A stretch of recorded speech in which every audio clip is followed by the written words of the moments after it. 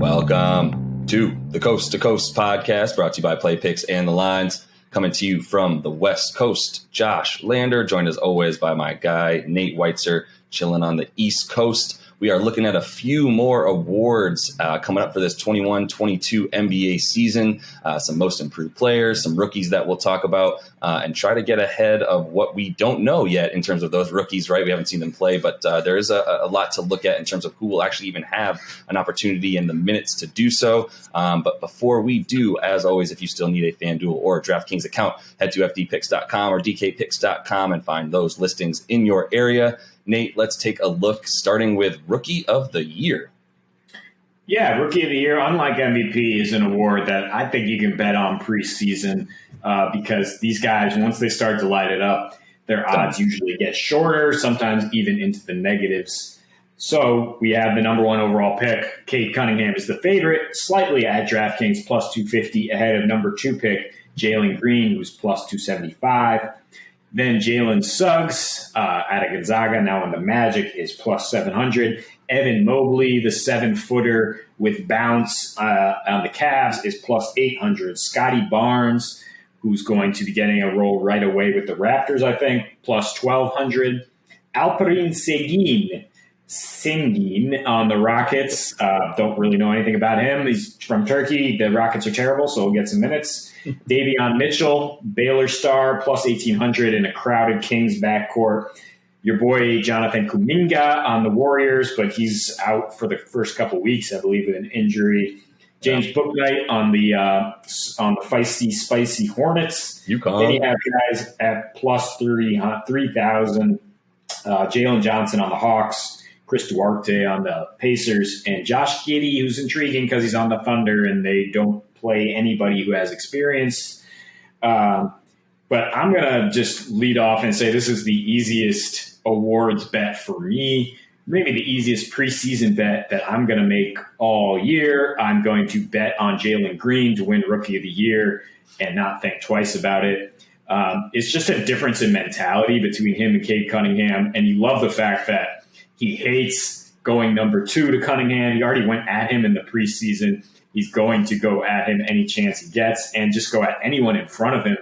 The guy played in the G League last year instead of in college, which is usually an advantage. So you know the speed of the game. You've been playing against grown men. And he's just a gunner. He's talented inside out. He can shoot it. He can step back. He has flash to his game. And the Rockets are so excited to just let him go. They're not playing. They don't have John Wall in the picture. So it's just go ahead, Jalen Green, as many shots as you want to take. And I think he's just going to provide so many highlights, put up some great numbers, and it's going to be enough for him to get that Rookie of the Year. Interesting. Yeah. I mean, with Rookie of the Year, we're just really looking at who's going to get the time, right, to actually put up numbers. And to your point, Houston's not really trying to win right now, as they've made clear in terms of how they sort of handled the end of the Harden era there. And so, yeah, I think it's between him, Cade, and then potentially realistic, like you mentioned, Scotty Barnes there in terms of the time that they're going to get. Mobley will probably get some time, but you've also got Jared Allen in there, which is a little bit confusing. So the reason I would take Cade, him and Jalen Green about the same odds, as we mentioned, plus 275 for Green, plus 250 for Cade. Cade's a playmaker. So I think if the team rises its level of play, which will not be hard considering how awful the Pistons were last year, I don't expect much from them this year. They don't have much in the way of a really go-to scorer outside of Jeremy Grant, who he's to me the definition of empty calories with the numbers that he puts up. Don't really impact how well the team plays or wins. But if Cade has the ball in his hands, becomes a facilitator, if he's looking at about 15 and 6 a game or so, if he has an impact on the team the way that LaMelo had last year, right? LaMelo didn't even play however many games he missed, like near 30 games last year that he missed, and he still won it, really because, his team was, even though it was a play-in game that they lost, Charlotte was significantly better. They had a lot of players out last year, like in terms of Gordon Hayward and the like, who, led to him being able to have the ball in his hands more. I think that's going to be the case with Cade. He's going to have the ball in his hands a lot. And if he's able to show that he's sort of, the quarterback of a better offense than it was last year, I think that's enough because I think Jalen Green's stats will look a little bit more hollow if he's putting up 22 on a team that wins 18 games this season. So either way, like right now, I think those two will be, the leading candidates all season. And to your point, I think it was by like two months into the season last year, LaMelo and Edwards were both at negative odds or close to even odds to win. So it's not going to get much better as this pool of players really diminishes in how good each rookie is, right? Yeah, the only case I would make for Cade is the efficiency. He's probably going to shoot a much higher percentage than Jalen Green. So if Jalen's putting up 20, but he's shooting like 36% from the floor, right, voters might be swayed the other way. But with Cade Cunningham, yes, he's a playmaker, but he's not exactly a explosive off the dribble guy. If he's on a bad team, I don't know if he can just break down NBA defenses and make plays. And are Pistons going to hit shots around him? Like, is he actually going to get those assists? Like, Jalen Green will just go out and get his. He will find some sort of MJ motivation every night and just go and attack the rim like John Moran. He probably wants to dunk on a 7-footer any chance he gets. I just like that mentality a lot more. Cade Cunningham, a solid pro. I think he will be, a staple of that franchise or wherever he ends up. But I don't know if he's just going to go out and try to get his and try to put his stamp on the league in the same way. The other guys, I do want to touch on Mobley just briefly because, it would take a Kevin Love trade, I think, for him to get the time, which is definitely a possibility. I think the Cavs are shopping him, but he's more of a wing than a center at 7 feet. He has a lot of bounce. He's kind of a new age wing. So I think he can play alongside Jaren Allen, and he's an intriguing prospect. He was projected to be number one a couple of years ago, but again, the mentality, I don't know where he's at with that. And Scotty Barnes is another like good complementary player. He's not necessarily going to go out and lead a team the way those guys are. Sure. And then looking at another market of most improved player, leading the field, Michael Porter Jr. plus 900. Then also on the Rockets, Kevin Porter Jr. plus 1,000. Jordan Poole of the Warriors plus 1,500. You have Shai Gilgeous-Alexander on the tanking Thunder. Jaren Jackson Jr. looking to play a full season for the Grizz. And Colin Sexton of the Cavs also plus 1,500. Then Zion plus 2,000. He apparently can still get better, maybe on defense.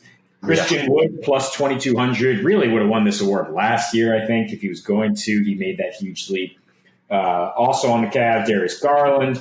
De'Aaron Fox plus 2,200. Similar to Zion. Is he really going to get that much better? Zach LaVine could maybe make some noise if he turns up his defense and if the Bulls are way better than expectations. OG Anunoby, also plus 2,500. Are the Raptors going to feed him on offense a little more? My favorite pick last year, Jaylen Brown at plus 2,500. Again, he already made that leap. Yeah. And Tyrese Halliburton is a bit intriguing at plus 2,500 as well, because I think the Kings might want to unload one of their guards and kind of balance out that roster a little bit more. But Josh, who's your pick there, based on those odds? Yeah, I mean, it's interesting because in looking for some sort of consistency across the last bunch of most improved players, it's tough because what I'm looking for is it going to be a player who's already sort of close to the top tier of players who breaks through, seemingly how Julius Randle entered, let's say, the top 20 in the league conversation last year after being closer to, top 50 player in his career before that. That was a leap that went from already a solid NBA player to the best player on a team that gets home court advantage in the East in the NBA playoffs. So, is it going to be someone to that extent, or is it going to be someone that really didn't do much at all and then comes forward and proves to be an effective scorer on their team, right? So that would have been a little bit more like Jeremy Grant, who came in second last year in the most improved player voting. He was the best player on his team, averaging 25-ish points a game, and that was a slightly different narrative than I think Randall's, leap. And which one do people give more credence to? And I think this year is actually a year with the guys that we have, there's not really a new player the way that Randall went to the Knicks last year and really just came out of nowhere and exploded like he hadn't on any other franchise before. There's not quite that similar situation this year that I'm seeing any kind of mirroring to Randall. So I'm looking at guys who have a ton of potential and haven't really exploded yet into a place where we're going, oh, that's an effective NBA player moving forward. So I'm looking at guys, honestly, right now, I'm looking at who are the two guys that I just said? Apologies. I'm looking at Darius Garland, number one, and I'd like him because of that plus 2,200. Same odds for Christian Wood on the Rockets. And I think Christian Wood is a guy who last year would have put himself in a position. Obviously, he moved teams, and then when he goes to the Rockets, he's still really good, but then he gets hurt. And I think this year is a case for both of those, for Wood specifically, on a really bad team, if he comes forward and proves that like he's able to take this team from the worst in the West to, let's say, closer to like the 12th or 11th team, and at least they've shown improvement and they're actually in games because Christian Wood is a force. He's coming off of some pick and rolls with Jalen Green and with Kevin Porter Jr., who's also in there for most improved player, as you mentioned. I think there's a couple of guys on the Rockets like that, and Christian Wood to me is getting the best odds. The other one I would consider, like I said, Darius Garland. I think he's shown improvement. Colin Sexton gets a really bad rap. Once again, looking at narrative, Darius Garland's remained somewhat of a sweetheart because his efficiency numbers have remained, and he's able to shoot the ball so well, whereas Colin Sexton is not quite as able. So I think if he's able to come off another plus 2,200, I really, really, really love Darius Garland to have for a while, and I'm waiting for him to break out. So I think those two guys are the ones with those odds that I think will take the step from decent NBA player to solid NBA player. Yeah, I mean, maybe a decent breakthrough for a guy like Garland, but you look at this award, you have to put up some pretty big numbers. You have to be flashy. You have some 30-point games. I think that's why Sexton would be the better bet, even at a little higher odds, because he's going to be out there putting up some big lines. I would consider Jordan Poole as a guy to come out of anonymity. Also a guy I would prefer maybe even for sixth man of the year, because once Klay comes back, he will be the spark off the bench for the Warriors. Like you mentioned in another episode, they're going to need that badly. They depended way too much on Steph all the time, and he's kind of a mini Steph off that bench for them.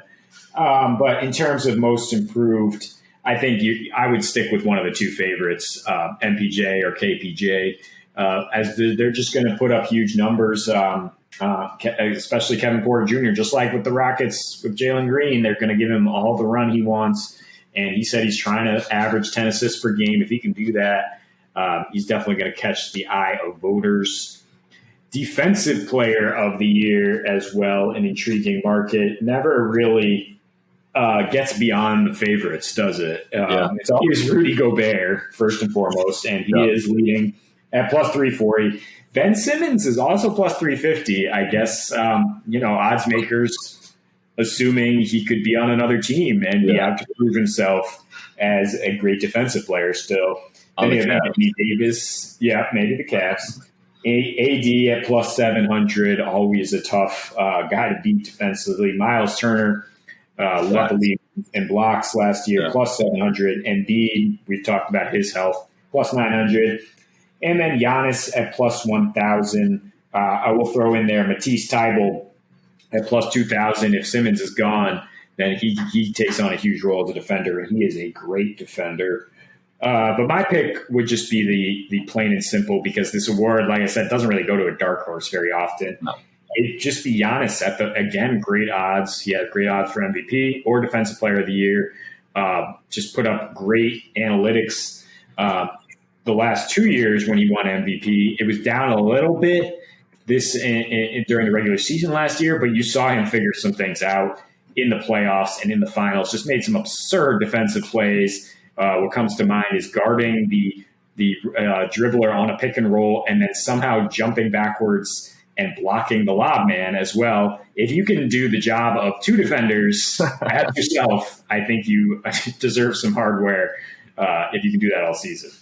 I agree. I think it's not quite. It's a dark horse for this award, as we mentioned, because outside of like the top five guys, it's not likely that we're going to see a real dark horse. And I think, after you look at Bam Adebayo at about plus 1,400 on DraftKings to win that award, after that, I don't think there's really many legitimate options there. Miles Turner's strictly in there because of those blocks. But like, how good was Indiana really defensively last year, right? It was just that if he got in there, he was probably guarding somebody that wasn't the bruiser, as DeMontis was probably handling them, so he could come off of the ball and block somebody else's man shooting. So not feeling that one. Not going to touch Ben Simmons. So really, we're looking at Rudy, AD, Giannis, Joel, in my opinion. If you want to throw Bam in there, cool. Matisse Thybulle is interestingly in there because of the possibility he gets a ton more minutes without Ben Simmons, and we know that he's a lockdown wing defender. But if the 76ers are what they've been on defense,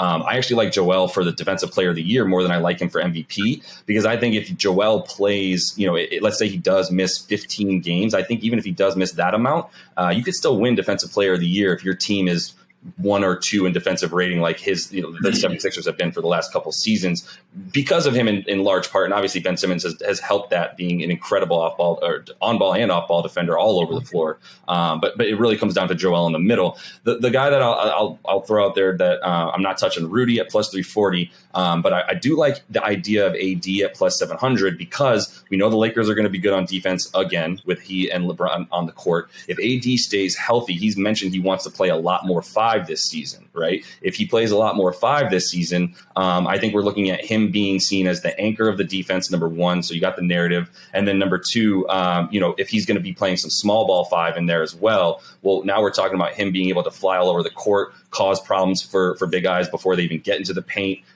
get into passing lanes and get a bunch of steals and things of that nature. So he's going to be, I think they're going to be utilizing Anthony Davis's versatility more than they ever have. And I think he's trying to show the league that he's a tougher, stronger defender than he's ever really proven to himself to be at this point, even though we know that at the end of the day, if Anthony Davis is guarding you one-on-one, I think that's the last guy that I want guarding me up, regardless of what height I am on any part of the floor, right?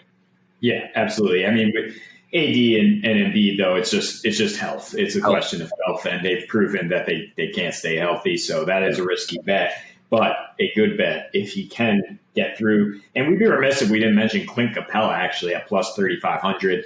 I think he can do a lot of the things that Gobert does for a Hawks team that's on the rise, and he's projected to lead league in rebounds. Again, just an absolute monster on the boards, and he really started to figure out that verticality thing in shutting down your Knicks in the playoffs. And if he can shut down opponents consistently all season, I think that's a great bet at 10 times the odds of Rudy Gobert. Great call. And the only other one I would add to that, who's got the same odds at plus 3,500, is PG.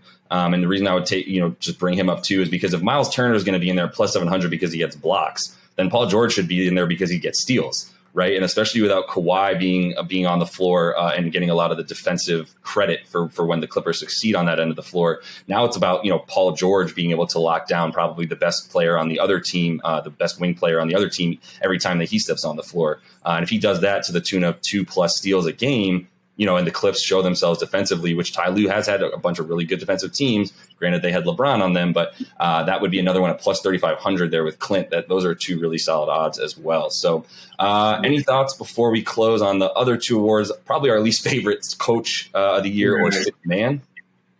Yeah, I'm not really that interested in betting Sixth Man. It's kind of a ridiculous award where it's just kind of a niche thing. But Jordan Clarkson is expected to win at plus 500 because that's the role the Jazz want him in. Like I said, I would take Poole at plus 2,800 if I'm trying to get some good odds there. You mentioned Kevin Huerter at plus 1,200. The second favorite, Horter, an intriguing option. And Coach of the Year, the favorite is Steve Nash. Interesting. Overcoming the great hurdle of only having 2 superstars.